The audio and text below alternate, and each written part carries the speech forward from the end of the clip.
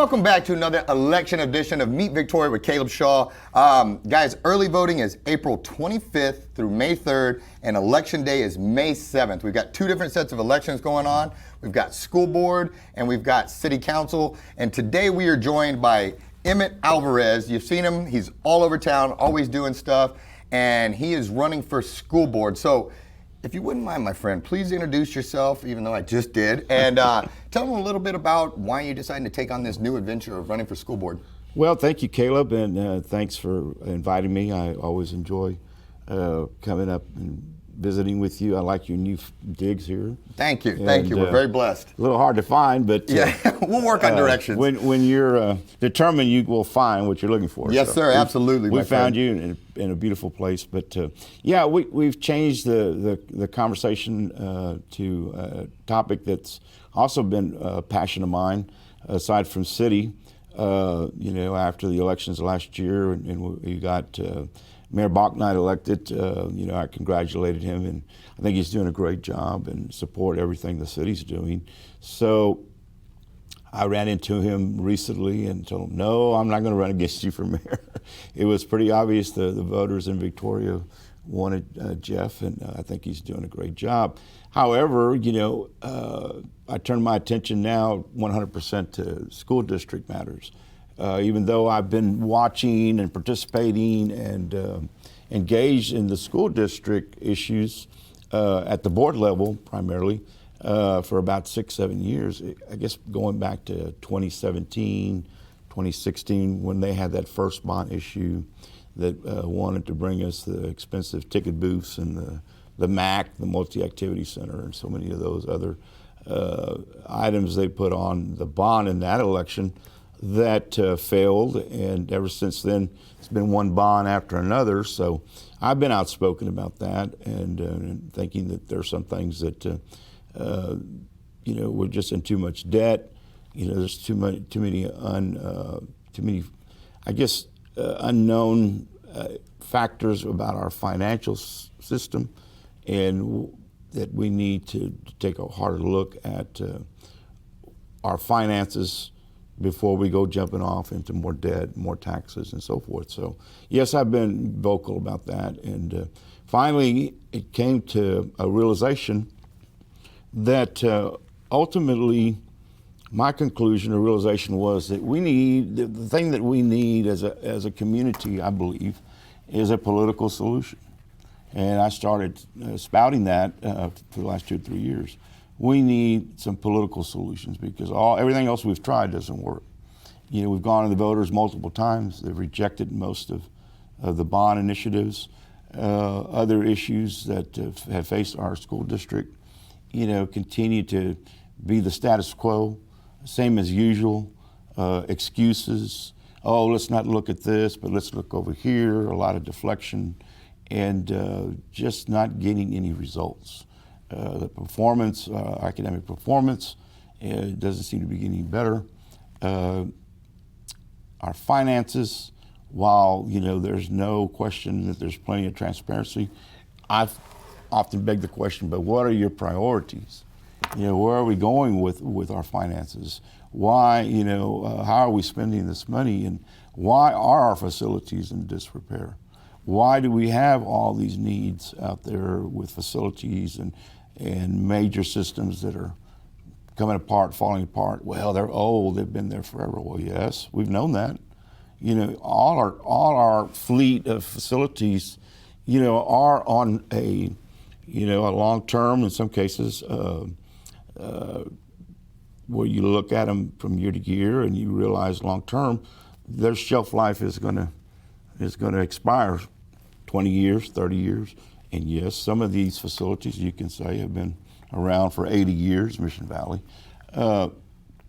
Stroman, the boiler, I kept hearing about the boiler is obsolete and so forth and so on, but there should be a better way of managing all of these infrastructure needs, these systems that need to be replaced, whether it's the air conditioning, the roof, the boilers, whatever the case might be, electrical, plumbing. There should be a better way of managing all that. And there doesn't seem to be any specific answers to those questions.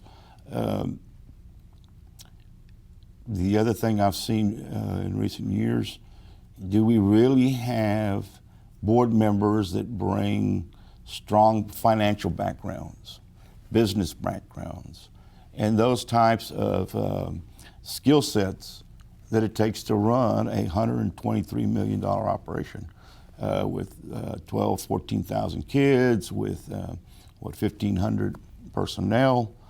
So been trying for years to get people to step up and run, and typically, it seems like nobody wants to run against an incumbent. Nobody wants to run, and then occasionally you see someone step down and you'll get a competitive race. Last school district race was pretty competitive with one of the races. This time around we have an incumbent that's retiring. He's not seeking re-election. And one incumbent that's my opponent, and then another incumbent that just got elected 3 years ago who's unopposed. But here's an opportunity again to hold folks accountable on that board. And if our community is upset and is wanting a change, now is a good time to do that. If you prefer the status quo and keep doing the same thing we've been doing, you know where that leads you to. So here's an effort, and God knows we've got voter fatigue because we've been going to the polls just constantly, it seems. But that's what's so great about our country and our state and our community. We have opportunities to, if things aren't working and our representatives are not doing their job, or you feel that they're not moving the ball forward, now's your opportunity. Now's your opportunity, and believe me, I'd rather not be running. I'd rather we have found others to run. I'm getting a little up in age now and a little slower, but my passion is Victoria. And while I feel that the county is doing well, the city is progressing in the right direction.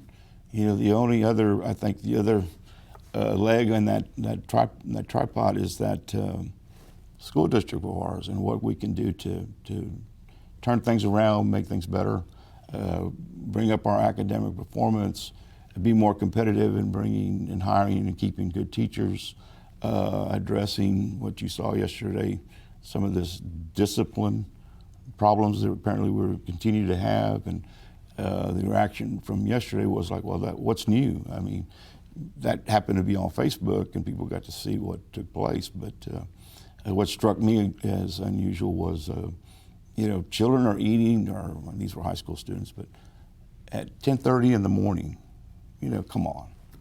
I barely had breakfast by then.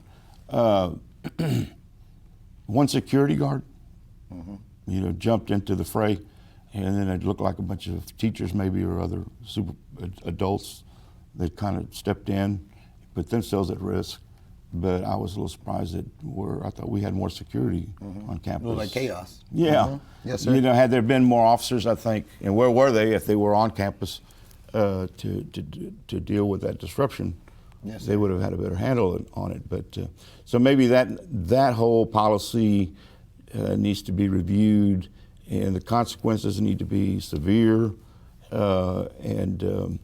Of course, there's an investigation right now, so we'll get to the bottom of it. But there just seems to be so many issues. Right. Well, let me start with the one that I kind of think is the biggest divider in our community, and it goes back to the bonding, to the bonds and all of that, because we've really kind of developed two camps in the community: the pro bond and the anti bond. Yes. And I understand on the pro bond side, there are needs. Loud and clear, I hear you. I understand they have needs. I understand that there are things that need to be done. I would argue that most people on the anti-bond side, it's not so much that they're anti-bond or they're anti-school. They feel that there's been a lack of accountability. And like speaking for myself, I would have a lot easier time voting yes on a bond if VISD walked out and said, hey, look, some of these buildings got old, some of this, But we also lacked in the maintenance here. We dropped the ball in this area. We should have been doing this, but here's what we've implemented to fix it. And we're moving forward. But we just wanted, I always hear radical transparency from them. But it oftentimes feels like smoke and mirrors. And the teachers in some of the schools, they feel like the community is against them because they're not passing these bonds. And then the community feels like, well, the school board and they're not listening to us. And we're asking for some accountability. We're asking for things, and they're saying, don't think about the past. Don't punish us for the past. Let's just move forward. Well, that's easy to say when you're spending somebody else's money. But, yes. And so how do we, and then to take it a step further, I think one of the deals, like personally, that bothers me is like when we pay off a bond early. I understand that the school board and the admin can vote to keep those funds to pay off debt, which I appreciate paying off debt early. However, to me, it bugs me that that's 8 cents, 9 cents. It should go back to the taxpayer, and they decide to keep it, but the taxpayer isn't told. And then that lump of cash is used to offset other numbers. And again, it's fine, but tell people that. And I feel like if people knew they were being charged 8 cents more and that could come back to them, they would want that back. And so. But I'm not anti-school, and I'm not anti-teacher, and I would love to have big, huge buildings and all that, but inflation is on the rise. I mean, mortgage rates are shooting through the roof. I just feel like from a tax point, our residents are taxed enough already. Where do we find the balance? How do we give VISD what they need, but also understand the needs of an overtaxed community that's wanting accountability? How do we mesh those worlds and get everybody united? And can you imagine right now, given the economic circumstances, had we passed everything and added that additional tax burden? Scary. And so the fact that we didn't and we held off was probably very wise. And again, it wasn't you or me or individuals that were outspoken. The community voted. Mm-hmm. I hear this a lot from some of the school board members, that it was the community that put the bonds on the ballot and so forth. It was the community, the task force. Well, it was a very small percentage of people that participated in the task force, and very few community members attended these meetings at Stroman and Shields to speak for or against. And ultimately, it was pretty much stacked, in other words, of pro people and pro bond, but ultimately we had the elections, and that's what I like. I like to have the elections, bond election or candidate elections, whatever they might be, to get a sense of that this is what the people want, mm-hmm. and if they reject it, that's what they want, and if they vote for it, part of it this last time was very successful. There was the bond for Teacher raise in Mission Valley? In Mission Valley. And so they're proceeding with that. That was quite a bit of money there from Mission Valley, which still scratches my head that we're going to spend $26 million for a 400 student campus on property that we already own. Mm-hmm. And it's going to cost that much to build a country school out there in Mission Valley. The other part, while that became confusing too to the voters, you're getting a tax decrease by increasing your taxes. Mm-hmm. How can you explain that to people and they not walk away confused? Mm-hmm. You've got to do a better job of communicating from the state on down to the local level, because you'll hear, well, that's what the state made us do. Mm-hmm. Just punt the ball or toss the hot potato and never take responsibility or enough responsibility that, wait a minute, this is what's happening. We were able to lower our tax rate by 5 cents, basically, mm-hmm. on the M&O side. However, if the voters, if they so desire, they can take 3 of those cents and increase it so we can pay the teachers. And the next, we get a 2 cent decrease. Mm-hmm. I don't know how more simple you could define it.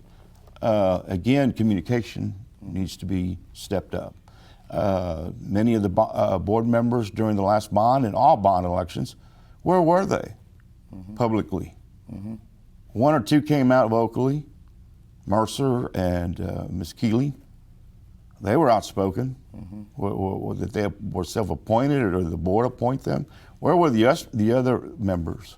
Where was my opponent?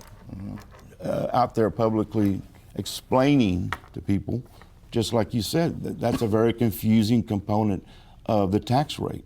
The bond or indebtedness, what they call the INO, INS, I believe, interest and sinking, that part of the tax rate pays strictly the debt, and that's all you can use it for.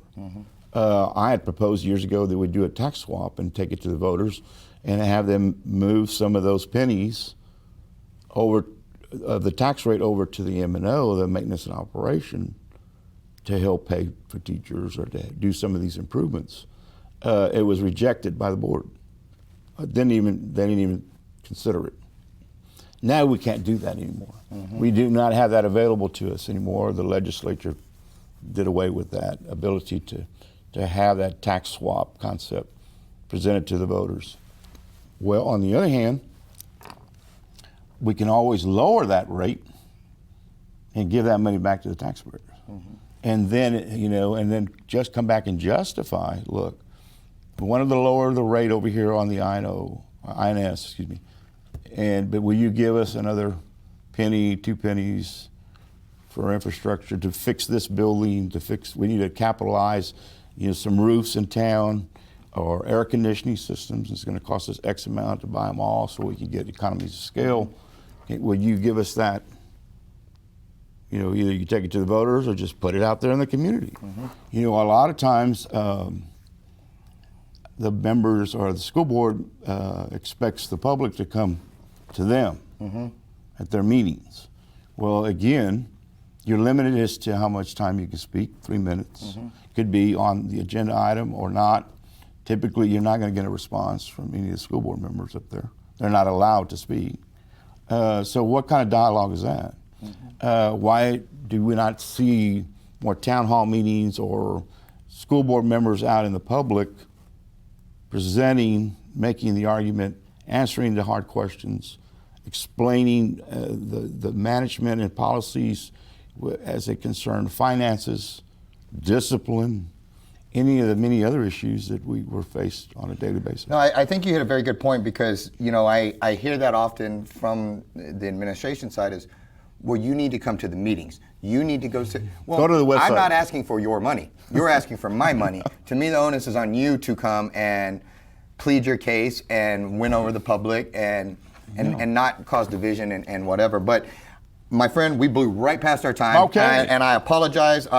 We'll have to talk again. For those that may have questions that they want to reach out to you and ask where you stand on things or have a discussion with you or ask more about these tax things, how can they reach you? I'm always available at, of course, my cell, 361-218-9464.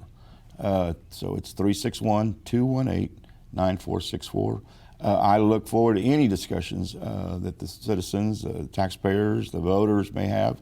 It's always a low voter turnout or maybe low information election, but certainly will make myself available at any time, including during the campaign. Of course, I'm so fortunate to get elected, even more so because I know the calls will flow in, yes, sir. Like crazy, but that's okay. We need accountability. I think it's time for a change. I'm stepping up to take a run at this, and if we're successful, then maybe we can, stimulate the board with some new ideas and some new thinking and a little bit more, accountability, yes, basically, sir. for yes, everybody. Sir. Well, thank you so much again for your time and for doing this. And I apologize that we don't have more time to get through more stuff. Guys, one more time, thanks for tuning in to this special election edition powered by ThriveFuel Digital Marketing. Early voting is April 25th through May 3rd. Election day is May 7th. Emett Alvarez running for VISD's Trustee Super District 6. Thank you for taking the time to come over here. Your opponent said she was not able to, and so I appreciate that you made yourself available. And so, guys, we'll see you at the next one.